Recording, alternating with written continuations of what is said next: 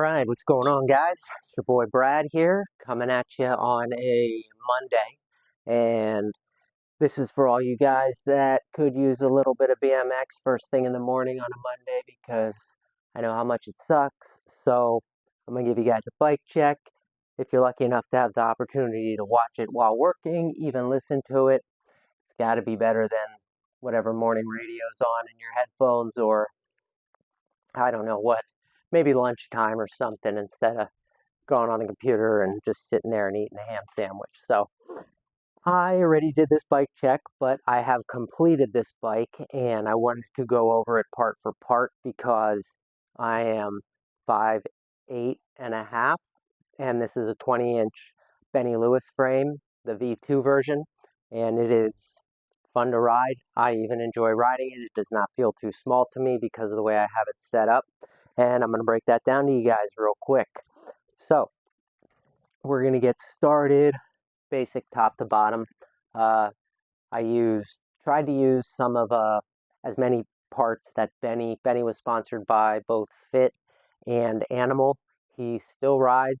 He is still sponsored by Animal. He has the Benny pegs, which are some of the best pegs around. Also carry those here. And he once upon a time had this frame for Fit, and he now rides for Alive, which is a Japanese company, part of part of the Moto Bunka crew, and he has his own frame for them now, which is pretty similar to this one. And I'm going to break down the geometry for you. The reason I like that it's a 20 inch is because Benny is a shorter rider, so this is much more similar to a frame he would ride. And it's also has been compared to modern day flatland frames because of the geometry, and I'm going to get into the frame geometry first. So some of the important things to note is that it has a low standover and a 76 degrees angled seat tube. I want to say 9% of regular street bikes or just basic bikes have a 75-degree head tube. Probably thinking, what's the big deal? Well, I do have this thing raised up a little, but as you can see, it definitely slants the seat back. It gives a completely different angle for the rider. So this 20-inch top tube is actually pushed back further. So by the time the seat gets to this width, it's almost to, I want to say, like a 20.5 or a 20.7 feeling of a bike versus the 20-inch if it went straight up, kind of like the ATF that I just did, which does have a 75-degree angle head tube, and you can definitely tell it's a 20-inch top tube. Some of the other specs on this is one of their first, this was, I believe, their first aftermarket frame from Taiwan, the Benny Lewis V2. His first one was American made. I actually prefer this one. I really like a lot of the detail they put into it. It has the head tube, which is, as you can see, engraved here, and it says Lewis and Fit. Frame has since been discontinued. Benny no longer rides for Fit, but that thing is pretty rad. It has the ovalized tubing, as you can see on the top tube here. I knew I shouldn't have done this, but all right. So it has the ovalized tubing, which I guess it makes it stronger or not. I just think it gives it a really nice, cool aesthetic look with this nice clean black and the Fit logo here, the double gussets, and I also brought my trusty ruler with me, tape measure, to get a check on the head tube, which the head tube's just 75.5, which is a little bit steeper. Not quite as steep as the 76, but it is a steeper head tube, and it looks to be about basically 4.6 or 7 inches what the average S&M. Actually, S&M and Fit have a bunch of different sized head tubes. So for this one, I'm going to give you an exact. And I know it is 75.5 degrees. And it does have this very similar, actually it has a little bit different cupping than most of your basic American made Fits and S&M.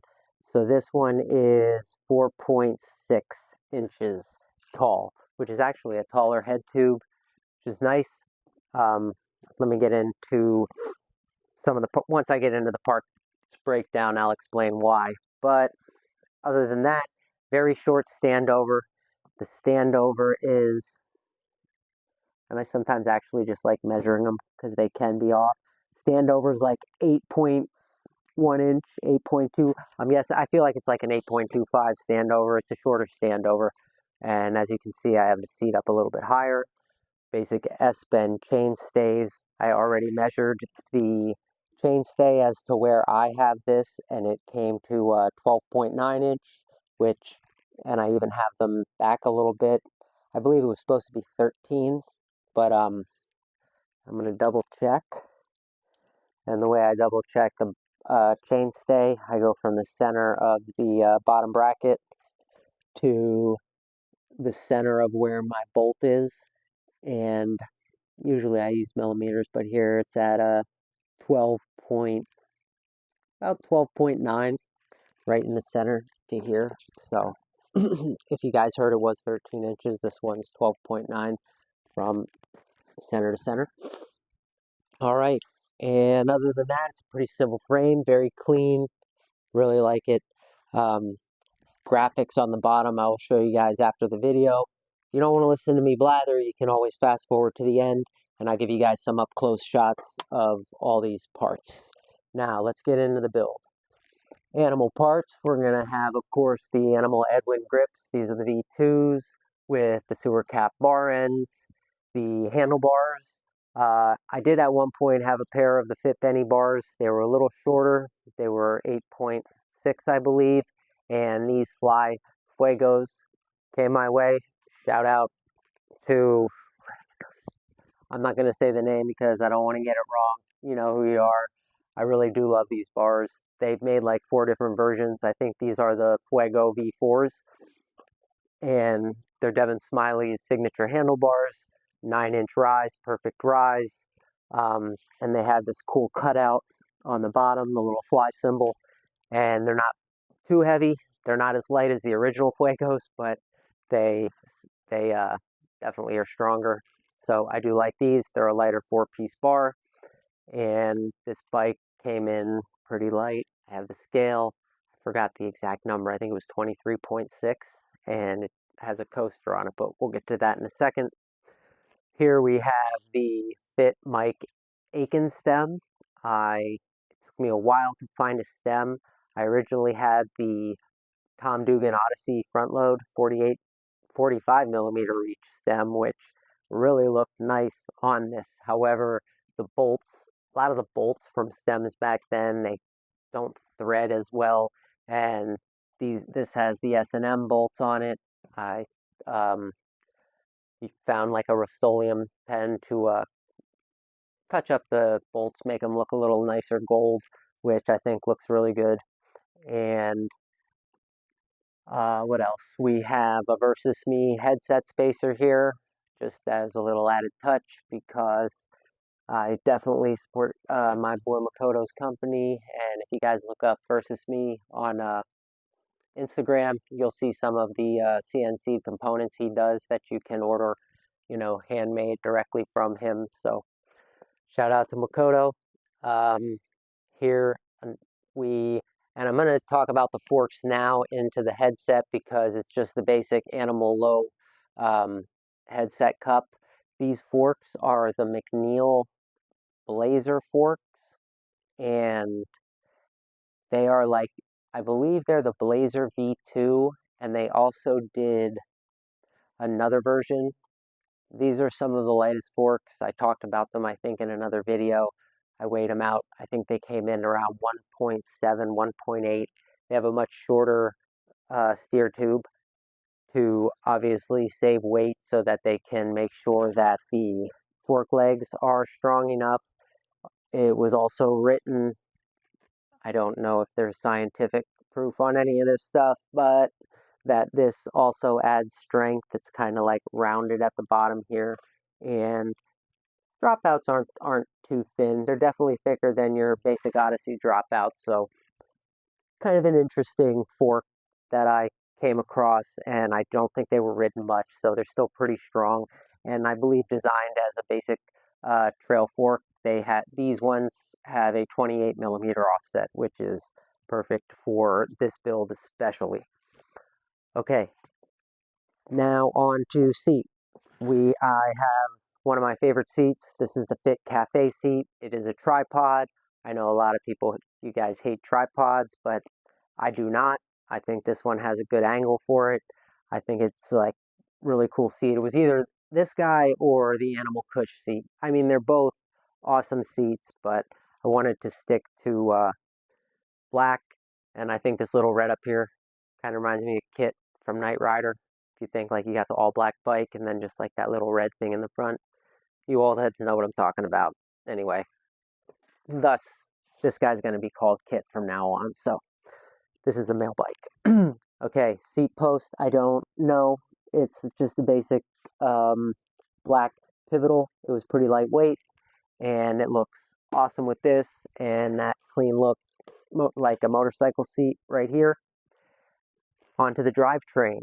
We have a set of Animal Rat Trap pedals, Mark Gralla pedals, and they're nice and wide. As you can see, they look extremely large here because these are 19 millimeter width spindle profile cranks, and they are only 160 millimeters in length, which is actually perfect if you either enjoy riding pegless or want to put pegs on a bike like this and you're a little bit taller, have a size over, mine's shoe size like 9.5, so that's like great for riding. But if you have a larger foot, you definitely want some space if you're going to put a peg here between the back of your foot and the peg.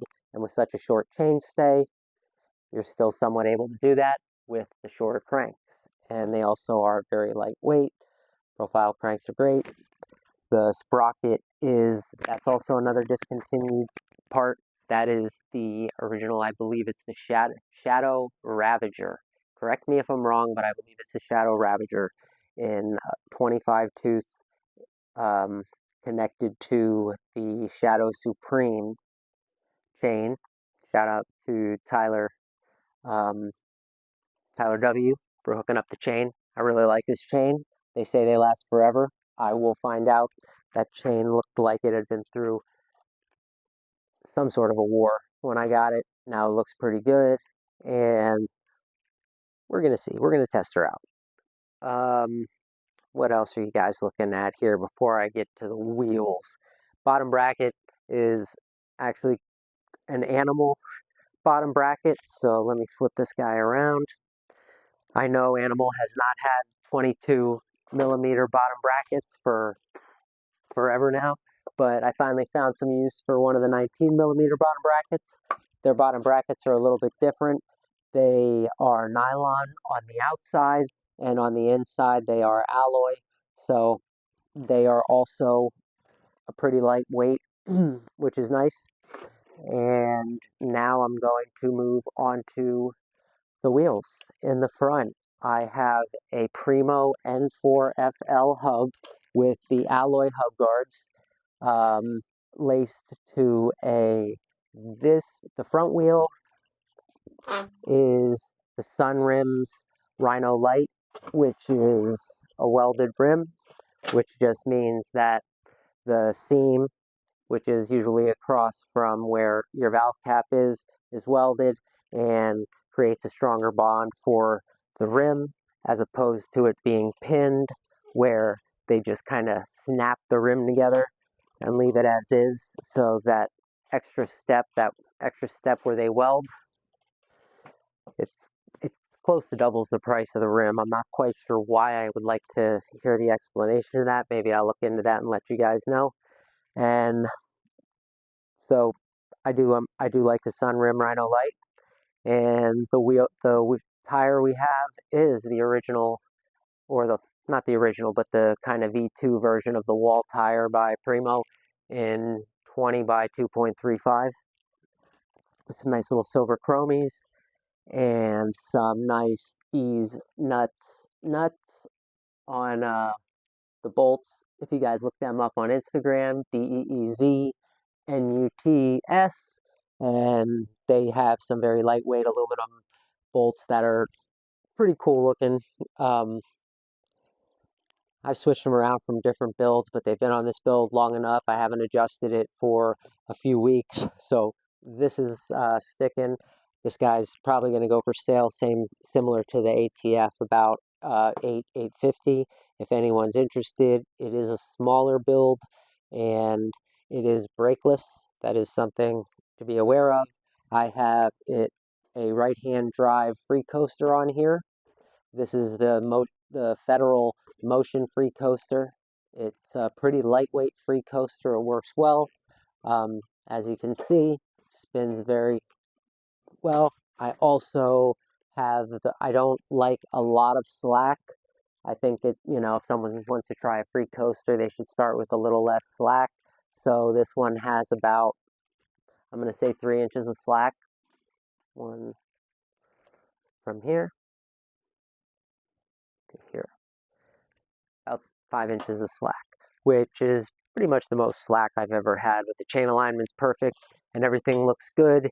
And that's about it for this bike build. Did I forget anything? We have a nice Solon Thermalite hub guard on the back.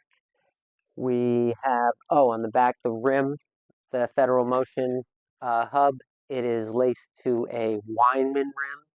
I'm not sure if you guys are very familiar with Weinmann, but their rims are about the same width.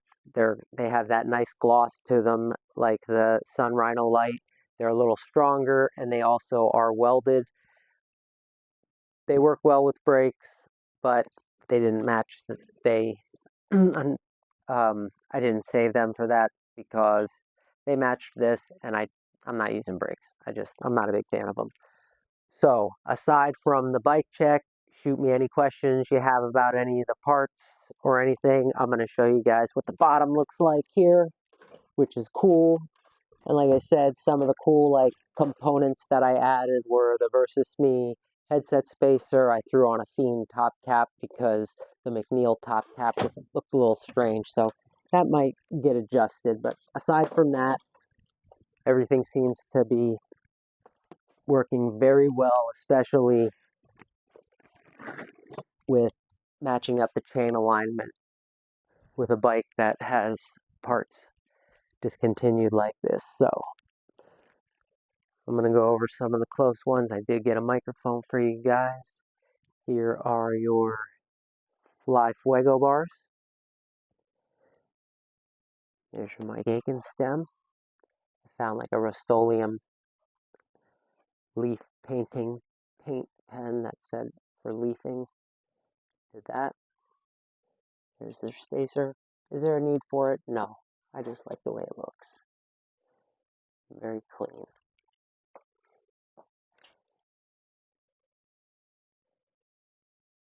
And you can see the bottom of these and the dropouts. They also have a misprint on the steer tube. These are the alloy hub guards. If you have the N4FLs, you may want to run those. Those work a lot nicer than the plastic ones they currently have out. This is the Fit Cafe seat. Real nice leather. Tripod.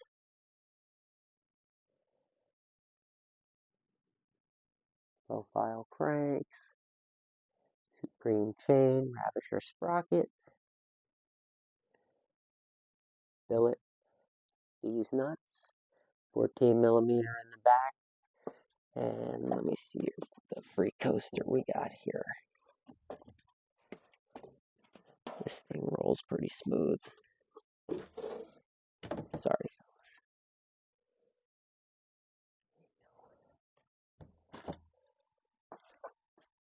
Alright, there she is, guys. Also, don't forget, I got a lot of giveaways coming up. $75 gets you an entry into, I'm going to be giving a bike away come this June. So every $75 spent here at the shop, you will receive an entry. And then I'm going to be doing the giveaway live. So if you stuck around this long. I'll also be doing a shop video showing what's in the shop coming up soon. So, all right, guys, let me know what you want to see next. I'm out.